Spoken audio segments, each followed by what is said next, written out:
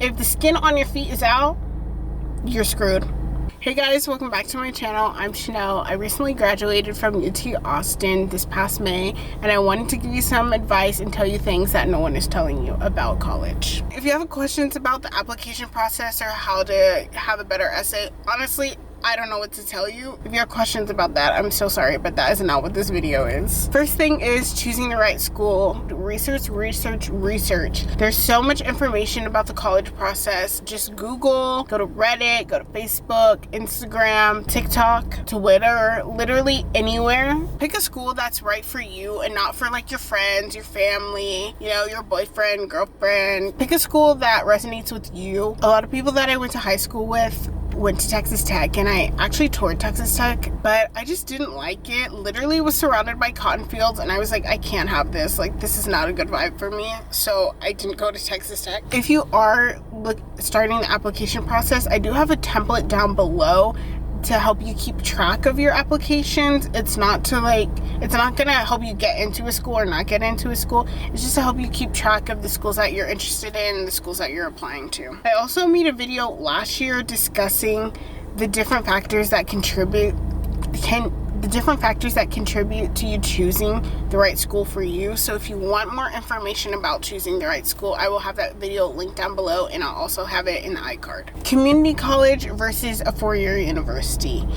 If you don't know, community college is so much cheaper than a four-year university on average. Going to community college should not be frowned upon. Like, I don't know why people are like, I'm not going to community college, because it's so much cheaper. The classes are smaller, so you get a more one-on-one basis with your professor. You don't have to like spend the money like for tuition, for traveling fees to get to your four-year university, the living costs. Like, there's so many factors that play into going to community versus four-year. I would say also, if you're in the decision process of kind of figuring out what your major is, going to community college will allow you to complete your basics without the hindrance of the cost, and also like without the pressure of having to feel like you need to choose a major at that very moment. Speaking of majors, it's okay to change your major. When I came into UT, I came in as a neuroscience major and I graduated as a neuroscience major, but I know literally people who were in my classes freshman year, first semester, who switched within like the first like few months. So don't be afraid to change your major. Change it as many times as you want. Obviously, if you change it later in your college process, your time in college will probably be extended based on like, depending on what like major. Like, if you switch from like chemistry to like political science, like you're probably gonna have to stay a little bit longer than 4 years. Also, if you're going to a four-year college, freshman classes are usually like hundreds of people in that class. I know for my like general history class, there was like 300 people in it. Usually like the core curriculum, like your basics, like your maths, your histories, your English, those classes are usually really large. Roommates, the hot topic of roommates. I would say I had a good share of roommates. I had 5 roommates. So I had one my freshman year, one my sophomore year, one my junior year, and then 2 my senior year. I'm the type of person that likes to be alone, so I wish I like just lived on my own, but at the same time, I need somebody to talk to. Living on your own can be very boring, and I'm a homebody, so I feel like it would have just made me less social than I already am. If you're going to a college where you know people and you have like a friend going to the college, I recommend not rooming with them, because if you room with them, then you're just stuck in like that circle like of high school. I would recommend like getting like a random roommate, just so you can meet more people and get that exposure to like a different setting. My roommate my freshman year was a friend that I had in high school. I'm still friends with her. Literally, I met her high school, we graduated high school, we were friends in college, graduated college, so it was kind of like a full circle moment, like, oh my god, girl, we finally made it after this long. I liked pretty much all of my roommates. I didn't have a problem with any of them. I mean, I guess some roommates are messier than others, so if you're a clean freak, just be aware of that. I know at UT they have you fill out like a survey on like your cleanliness, your social battery, like pretty much anything, so you can find someone who's kind of similar to you. But obviously not everybody has perfect roommate experiences, so just be aware. Some people are really rude and very just like hateful towards their roommates, so I guess like be aware. Like if you notice red flags within your roommate, either say something or do something, okay? I'm not saying do anything harmful. Don't put that on me. Also, set boundaries early with your roommate, because once classes start and the hustle and bustle of college begins, when you don't have boundaries, things will be forgotten, or like who's taking out the trash, and then you have trash from like 3 weeks ago piling up. Along with roommates, making friends. I wish in my time in college I was more social. Because I'm a homebody, I just don't like to socialize with people, but I wish I did socialize with people more. Like my roommate freshman year, she is a social butterfly. She thrives in social settings, and I wish I was more like that, but oh well. I mean, I can't change it now. Leave your room, go to events, go to student fairs, like just talk to people, get to know people. You don't have to become best friends with everyone, but just getting to know people. I recommend joining organizations, especially if you're a Black student or a person of color at a PWI. I know sometimes it can feel like you're alone and you have no one to talk to, but going to organizations, like joining organizations that are around your interests, around your identity. If you go to UT, I'm gonna leave a link down below for where you can find like all of the organizations on campus. Also, in college, not everyone comes from the same economic background, so just be aware of that. Because I feel like, I don't know why this is a thing, but like people that come from very wealthy backgrounds will act poor and try to pretend to be poor, and I don't know what that is about, but it needs to stop. Be aware of that. And I also feel like people from wealthy incomes, they will have their friends that come from lesser economic backgrounds to be like, oh, can you pay for this? Oh, can you buy me that? I'm like, girl, your parents make $200,000 a year. Like, what's going on? You can't buy a battery? Don't let your GPA dictate your life. Like, yes, GPA is important, especially if you want to go to like a postgrad. Is it postgrad school? Is that what they're called? Like a master's program, a professional school like medicine, dentistry. If you want to do, like a master's, PhD, MD. Like, yeah, GPA is important, but also like getting to know people and networking and having experience is really important as well, because it can be toxic, especially like in the pre-med community. Like, people they're rude, they gatekeep. I'm like, what's going on? Like, it's a very toxic environment. So don't let your GPA dictate your whole life. Like, have fun, experience college for what it is. You know, someone said this to me, and literally when I heard it, I was like, oh my God, this is literally the truest thing I've ever heard in my whole life. Like, college, this is the freest you're ever gonna be. You're never gonna be this free again. You're either gonna have, kids, partners, bills, like literally everything. So enjoy the time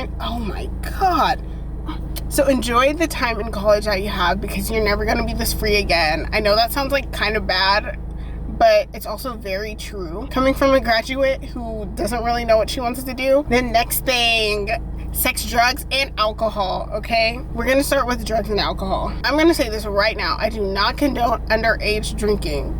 So if you're drinking underage, look, I can't stop you, but don't do it. Also, please be safe and be aware of your surroundings and the resources you may have to use, because a lot of people get alcohol poisoning, they black out, and their friends leave them on the side of the road. Like, there's so many bad stories, so please just be aware. And even if this person is not your best friend, please try to keep them safe. Like, don't leave them for dead on the side of the road. Like, I've seen that so many times, especially among girls. Like, literally, a girl will be sitting crying on the curb, and or she's like vomiting her brains out and she's like, oh, my friends left me. Don't be that friend group. Even if you don't like this girl, don't leave her like on the side of the road. Please don't. Like, that is so bad. I don't know why people do that. Also, I wanted to mention that if you don't drink or you don't do drugs, that is completely fine. Like, don't feel pressured to do drugs or to drink alcohol just because the people around you are. If they are, find friends that don't. There's so many people who don't drink in college, who don't do drugs in college. Like, you don't have to do that if you don't want to. Don't feel pressured to do it. College is just a breeding ground for addiction and alcoholism. The different factors of like stress, social pressure, peer pressure. There's so many things that happen within your college experience that can lead to addiction and alcoholism. And there's so many events on college campuses that are centered around or based on drugs and alcohol. There's so many different things. Like, I can't even begin to think because there's too many. Please just be safe, because it's a dangerous world we live in, and college is no exception. I wish I didn't have to say this, but it happens. So I would recommend, if you are a woman or a female identifying person, to research how drugs affect the appearance and taste of your drinks. Because like some drugs, they'll make them like salty, or it'll make it like a cloudy look. Like, research, because a lot of people are getting drugged. Just being aware of those types of factors will hopefully prevent people from being drugged or from ending up in situations where they shouldn't have to be in. For the topic of sex, get tested regularly. Now, being tested doesn't lead to prevention. Like, you can get tested, and that doesn't mean you're not going to transmit it to somebody else. But getting tested makes you aware of your status, so your sexual partners will also be able to be informed. A statistic I found that 1 in 4 college students has an STD, and many people don't even know they have STDs because most people don't experience any symptoms. So get tested regularly. Even if you think you're negative, you may not be, because you're not experiencing any symptoms. Please just get tested, especially if you're having multiple partners or if the person you're involved with has multiple partners. Some schools pass out protective like supplies. Like, I know at UT they would pass out condoms, but that's not really helpful for people who either don't use condoms or people aren't having sexual intercourse with somebody who has a penis. So I don't know how that's going to help. I hope this doesn't get demonetized, because this is for educational purposes.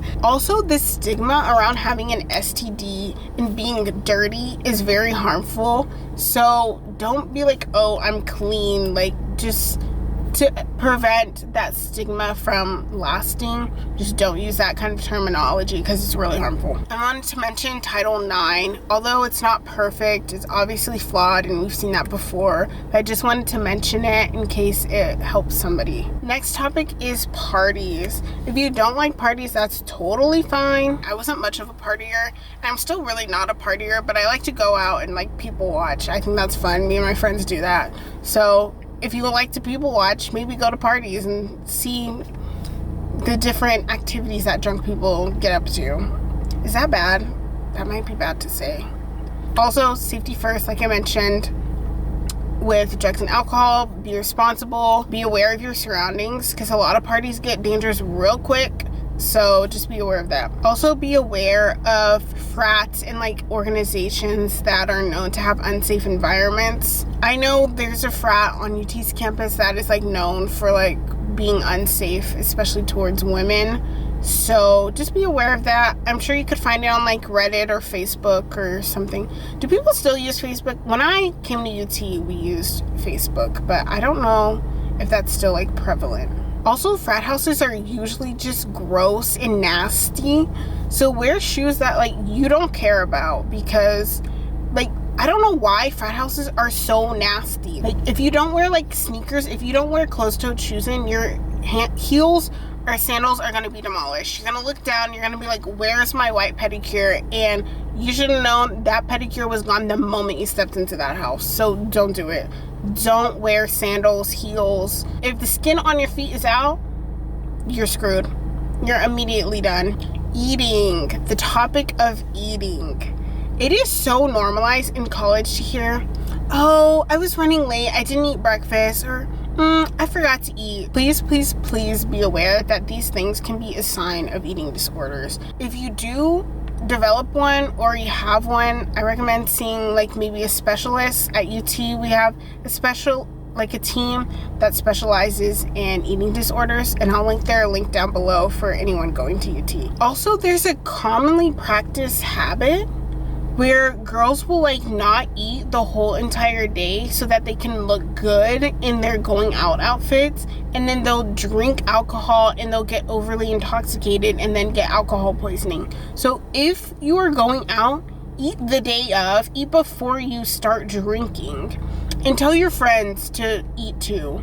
Because look, nobody is gonna care if you ate a hamburger right before you came to the bar. Like, nobody's gonna care. And if they do care, they're not a good person and you shouldn't be talking to them. Okay, we're gonna do rapid fire. Hopefully this is actually rapid fire because I'm a slow reader. Okay, I mentioned this in a previous video, but don't buy your textbooks prior to the first day of class. Actually go to class, go to office hours no matter what your grade is. If you have communal laundry and you don't like sports, wash your clothes on game days. Try to maintain a good sleep schedule, especially if you have an 8 a.m. Do internships, start as early as possible. Some internships allow you to start during the semester. It's okay if you don't like college, it's not for everyone. Complete your assignments as early as possible. I recommend at least 2 days prior to the deadline. Grades don't reflect your intellect. Study abroad, research elective courses. Texas State is introducing a course based around Harry Styles, but I will have a video on cool UT courses. So if you want to check that out, subscribe. Go to student fairs because you get free stuff and free food. Sleep more than you study more than you have fun, and have as much fun as possible. Thank you guys so much for watching. I hope you enjoyed. If you did, be sure to like, comment, and subscribe.